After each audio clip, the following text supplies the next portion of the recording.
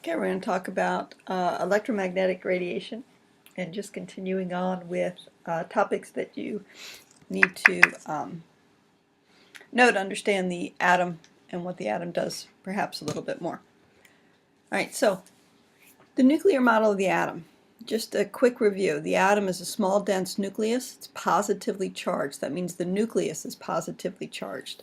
The nucleus, it contains protons, and it also contains neutrons, which are neutral.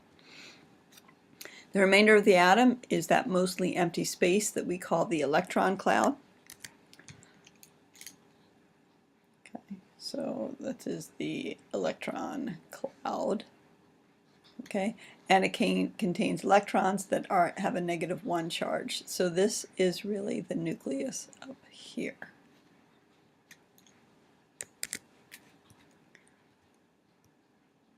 Okay. So here's the little bit more of a diagram of the atom.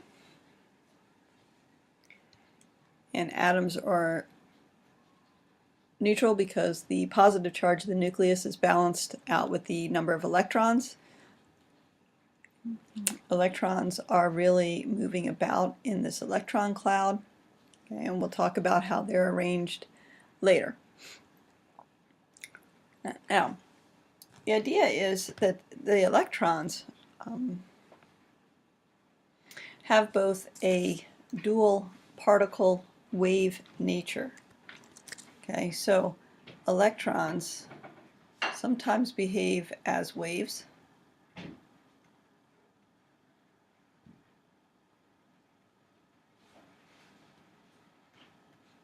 and they sometimes behave as particles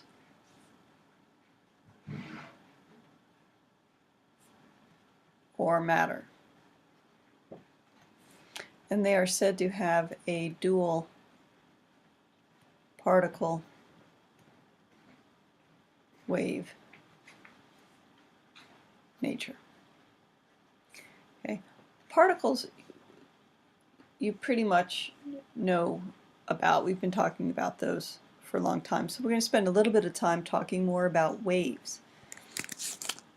Talk about waves, most people think about energy, and energy is waves are one of the ways that energy travels through space. Okay, and energy is commonly referred to as electromagnetic radiation, and this covers a wide range of different types of radiation or energy, such as gamma rays, X-rays, ultraviolet rays, visible spectrum, that's the visible light that we see as colors, Roy G. Biv, I guess it starts that way actually, infrared, microwaves, radio waves, including FM, shortwave radio, and AM. Those are all examples of electromagnetic radiation. Okay, so a wavelength, which we represent with this symbol, lambda, is the distance between two peaks in a wave.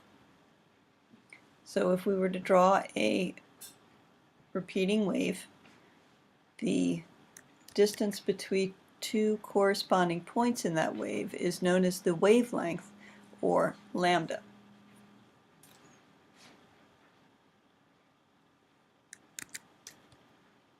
Frequency, which we represent with the symbol nu, is the number of waves per second that pass a given point in space. So when we draw a wave, okay, you have to envision this is moving through space. Okay, and if I were to count the number of wavelengths that pass through here in a second, that would be the frequency. Okay, so you pick a point and you count the number of waves that go by. That's the frequency.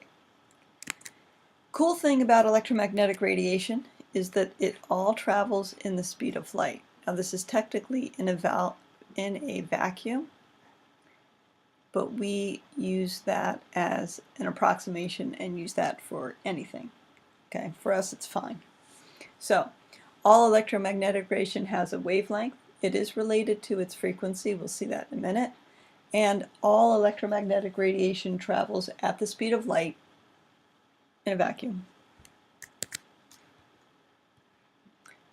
We can relate lambda and nu, wavelength and frequency, with this equation. The wavelength times the frequency gives me the speed of light. That is for all electromagnetic radiation. Okay.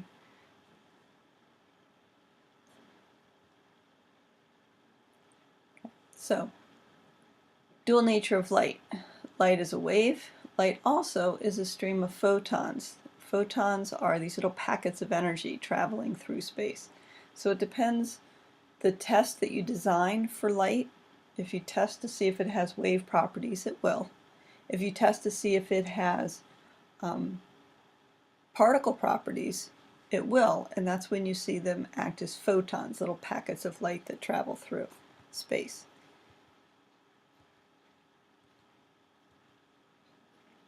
Okay. So different wavelengths carry different amounts of energy, and the idea is that these longer wavelengths have less energy than something with a shorter wavelength. Okay, and even drawing the wavelength, you can see it takes more energy to draw one with shorter wavelengths than it does with a longer wavelength. Okay, so the shorter the wavelength, the more energy in that electromagnetic radiation. How does that relationship work for the frequency? Well, the shorter wavelength, if you look at the number of waves that would pass through this point in a second, the shorter wavelength has the higher frequency. So shorter wavelength, higher frequency, higher energy. Okay, so shorter wavelength, higher frequency,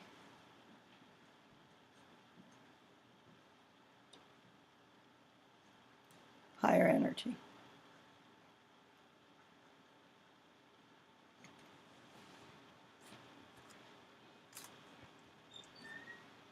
Okay, so what does this all have to do with atoms? Well, atoms can give off light. Okay. First, the atom has to receive energy and become excited, and we'll see specifically what happens in the atom when this happens.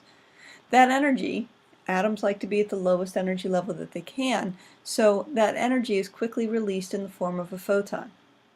That energy of the photon corresponds exactly to the energy change experienced by the emitting atom. All right, so what does all that really mean?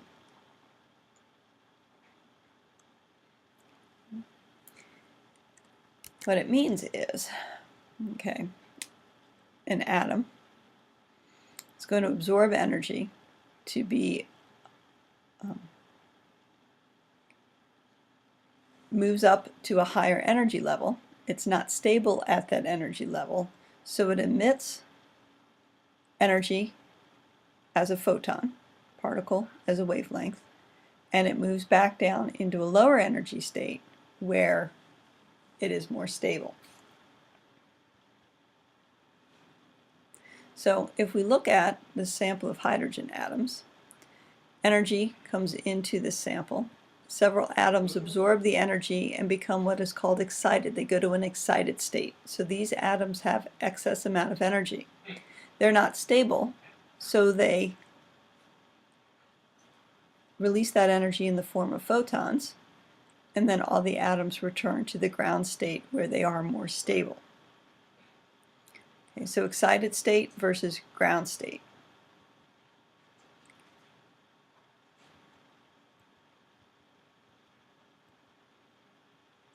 Now we're going to see what that looks like. In order for that first atom to move up to an excited state, it has to absorb at least the amount of energy it takes to move up to that new energy level. Okay. When it goes back to its ground state, it's going to release that photon that is also equal to that change in energy between those two energy levels. And cost of it too,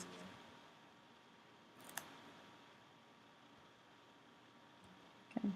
So why, if I were to look at what's called the emission spectrum of hydrogen, I would see discrete lines in its emission spectrum. So what's happened, I think it's the next one.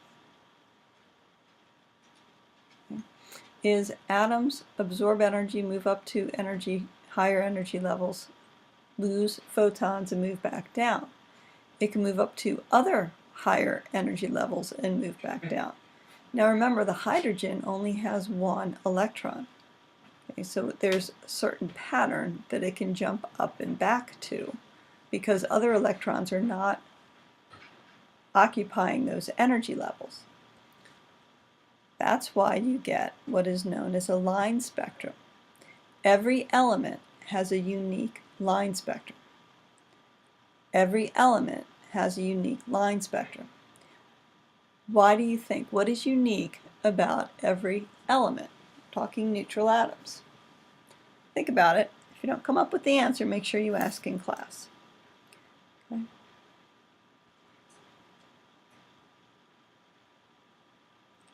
Now remember, an electron has to be on an energy level.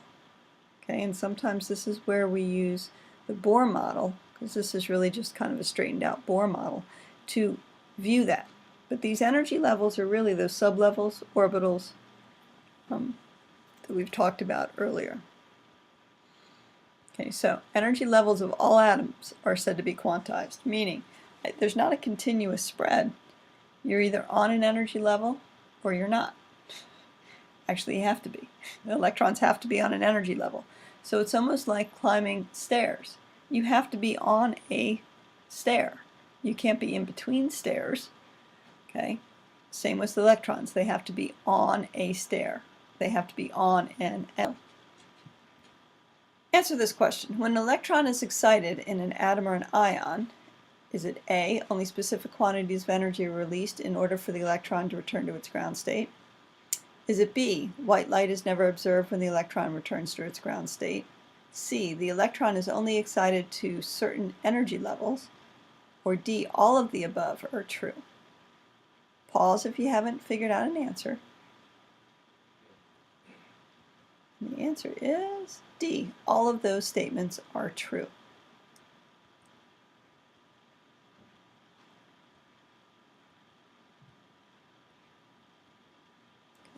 Now, sometimes, like I said, the Bohr model, even though it isn't technically accurate, it makes thinking about electrons jumping up and back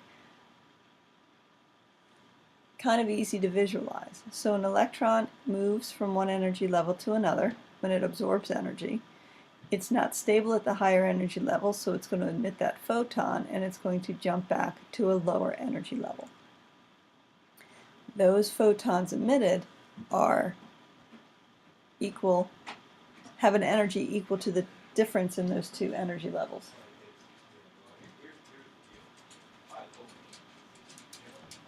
Okay.